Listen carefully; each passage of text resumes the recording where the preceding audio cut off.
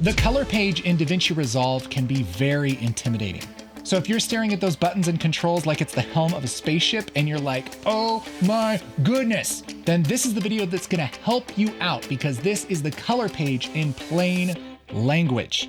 First of all, we need some footage to work with. If you click the link in the description, that will let you sign up for our Media Vault, which will show up in your course library at groundcontrol.film. Log into your account, click View Product, and you'll come to a page that looks something like this. Scroll down a little bit, and there should be an entry there called Color Grading Practice Footage. All you got to do is click on this link, and you can download these clips, drag them to your media pool in a new project. When it asks to change frame rate, hit Change. Select all of these, right-click, create new timeline using selected clips, hit Create, switch to color. You are golden. This is a great collection of shots that you can use to practice your color grading.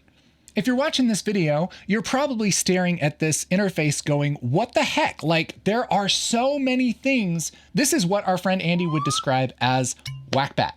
It means there's way too much going on. It's way too complicated. Take a deep breath. I'm about to simplify all of this for you. First of all, the big picture. Why the heck are we here? The color page lets you adjust the colors of your shots. It lets you select each shot in your timeline individually and adjust the colors for that whole clip. So this whole clip here, if I make an adjustment, I'll just push this really blue for a second. That's going to happen to the entire clip. It's not going to happen to the clips around it. It's not going to happen to the whole project. It's just that clip. Your first question might be, why the heck do I need to adjust colors? Why is everybody so obsessed with color grading, color management, and LUTs and creative looks? Here's the reason why. Let's go to shot 3 here. Here's a beautiful shot of some Thai iced tea, and it looks pretty nice. But no matter what camera you shoot in, pretty much regardless of what your settings are, nearly every image can benefit from a little bit of color tweaking. For instance, this looks pretty good. But check this out. If I do a little bit of color magic here and change it to something like this, looks a little better. Here's before, here's what we had, and here's after. So that's a big difference just with a couple little tweaks, knowing a little bit about color. And so which one would you rather have? This one or this one? This one looks poppy and fun and nice. And this one looks it's a little bit kind of gray, kind of looks like a cloudy day. And this is an example that was shot in Rec. 709. So not using any kind of log or any kind of flat profiles or anything like that. Nothing tricky. If you took a video with your phone, it might look something like this. And then you do some color work to it, and it looks even better. So that's really what we're getting at, is how to make our images a little better. Any image can benefit from something color, okay? Where it's especially needed is when you shoot in a log profile. That means that you shot with settings that are intentionally kind of gray and desaturated, so it can pick up a bigger range of brightness in the shadows and the highlights, because this looks terrible. This looks so bad on your screen. As much as this shot definitely benefits from some color correction, this one really, really needs it. I mean, you don't want to render this video because it looks bad. And so we can use our color tools to take all of the image information that's kind of packed into this gray, nasty looking image and expand it and make it look nice. And you can do that using a variety of tools down here. And really the best way to adjust this kind of image, this gray log image, the best way to deal with this image and make it look good is with something called color management. And this is a huge, confusing topic. In really plain language, what we're doing is we're kind of putting a filter on this to make it look good on screen, where we have to do very little work, but it sets us up for the nicest image. Here's how you do that. In the lower right corner of the screen, there is this little settings cog. Click on that. That'll bring up your project settings. Here under color management, where it says color science right here, the default is DaVinci YRGB. I told you I'd keep this normal language, okay? This is normal mode, okay? We're gonna switch this from normal mode to the second one, YRGB color managed mode. And for simplicity, we're just gonna leave everything exactly how it is and hit save, like this. Now, we've done kind of step 1 of 2 here. The first step is to tell Resolve that we want to color manage, all right? Step 2 is we want to tell it what kind of shot this is. The way we do that is we right click on this, we go to input color space, which is the fancy way of saying what camera settings did you use. And we're going to pick the camera settings that we shot with. If you shot your own footage, you should probably know this. If you didn't, you'll have to look it up or ask whoever shot it. For this sample footage, we actually wrote it down for you and burned it into the video. So you know, this is Canon C-Log 2. So we right click, input color space, Canon Log 2 right here, just like this, boop. And now we have a pretty good looking image. Maybe it's not the very best, but it's way closer than it was. And so we're basically putting this special filter that is specific to the camera settings that you used to make this image look good as a good starting point. Color management is kind of this huge confusing thing. I have more videos on it. I'll put a link right there, but that's essentially what we're doing.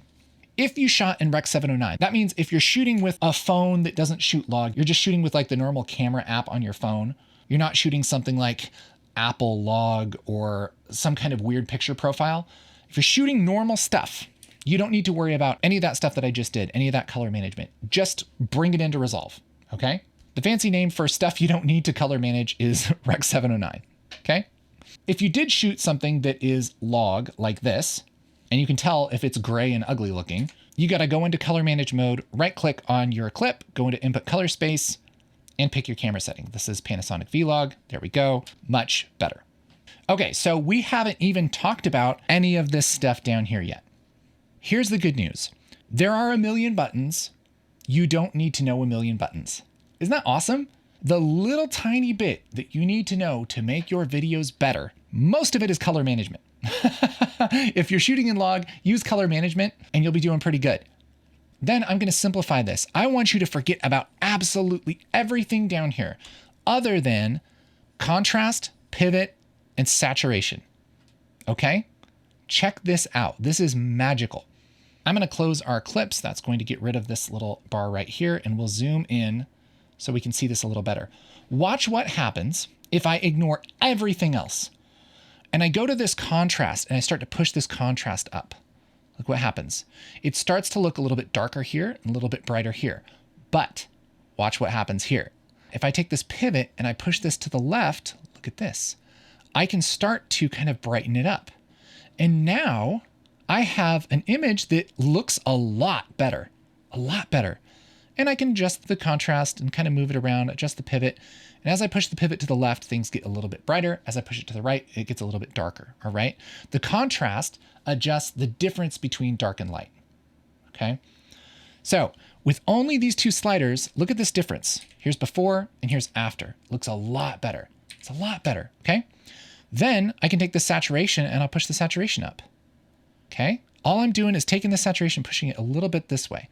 Check this out. Here's before, here's what we had, and here's after. Look at that difference. I mean, it's fantastic. You see how powerful this is? You know 3 of probably like 300 things that you can know in the color page, and look how far you can get. Now, are there better tools to use? Yes. Is there a bunch of nuance here and a bunch of specific situations where you would want to learn different things? Absolutely. But the biggest bang for your buck, if you took 10 seconds on the color page and just learned these, look at that difference. It's fantastic. It's so good. And something we kind of skipped over is that when you select a image here in the clips, a couple things happen. It loads the image into the viewer. It jumps to that place in the timeline, okay? The other thing that happens is everything down here, these are controls for just that clip.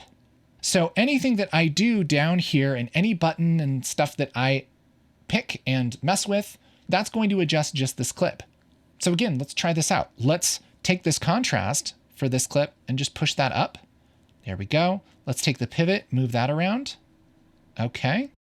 And we're just using contrast and pivot to mess around with this a little bit. Maybe we'll take the saturation up. He's being a little bit saturated, so maybe I'll just leave that kind of where it is. All right. So here's before and here's after. Look at that difference.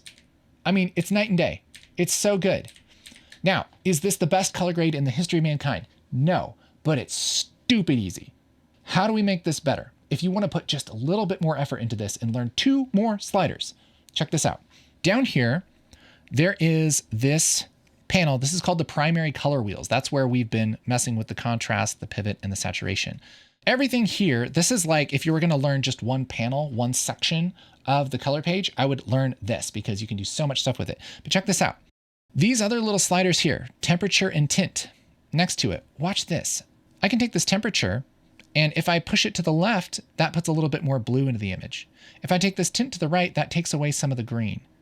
And so what I'm doing is kind of adjusting this color cast that was maybe a little bit green, maybe a little bit yellow, and we're making some adjustments here to make this look a little bit more normal. All right? So here's before and here's after. Look at that big difference. Okay? That's 5 sliders on one panel in the color page. That's how far you can get. So here's what I want you to do. There's a ton more to learn about color. I have all kinds of tour videos and everything like that. But if you're intimidated by the color page, if you land there and you're like, gosh, there's so much stuff here, literally just use contrast and pivot and saturation. If you want to get a little bit more adventurous, maybe the temperature and tint, all right? You can do so much with just these sliders. And this works the same whether you shoot on your phone, like this is webcam footage, right? Nothing fancy. Push up the contrast, mess with the pivot until this looks good, push up the saturation a little bit. Okay, looks great. Maybe we'll take the tint away from green just a touch. Look at that difference. A little bit goes a long way, and it doesn't matter what camera you're using.